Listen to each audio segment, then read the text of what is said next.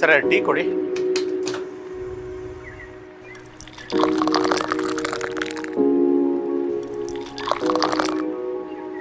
ನೋಡಿ sir.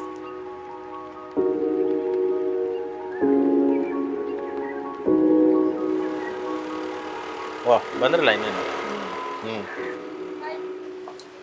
Hi, ಹೇಗಿದ್ದೀರಾ? Fine. ಏನು ಅರ್ಜೆಂಟ್ ಮಾತಾಡ್ಬೇಕು ಅಂತ ಹೇಳ್ದೆ? ಹೇ, ಎಲೆಕ್ಷನ್ ದಿನ ರಜಾ ಇದೆಯಲ್ಲ, ಎಲ್ಲೋ ಟ್ರಿಪ್ ಹೋಗೋಣ ಬಾ. ಹಾ ಕರೆಕ್ಟು, ಹೆಂಗೋ ಪೇಡ್ ಲೀವ್ ಇರುತ್ತೆ ಅಲ್ವಾ ಸರ್? ಏನದು ಕೈಯಲ್ಲಿ? ಗಾಡಿ ಕೀ. ಸರ್ ಅವ್ರು ಹೇಗಿದ್ರು ಊರಲ್ಲಿ ಇರಲ್ವಂತೆ, ಗಾಡಿ ಕೀ ತಗೊಳ್ಳಿ, ಅವ್ರು ಬರೋರ್ಗು ಯೂಸ್ ಮಾಡ್ಕೊಳ್ಳಿ. ಗೊತ್ತಿಲ್ಲದಿರೋ ವ್ಯಕ್ತಿ ಗಾಡಿ ಕೀ ಏನ್ ಕೊಡೋದು?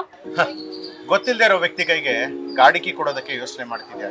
ಅಂಥದ್ರಲ್ಲಿ ಗೊತ್ತಿಲ್ಲದೆ ಇರೋ ವ್ಯಕ್ತಿ ಕೈಗೆ ದೇಶನ ಹೆಂಗ್ ಕೊಡ್ತಿದ್ಯಾ? ಮತದಾನ ಮಾಡುವಂಥದ್ದು ಪ್ರತಿಯೊಬ್ಬ ಭಾರತೀಯನ ಕರ್ತವ್ಯ.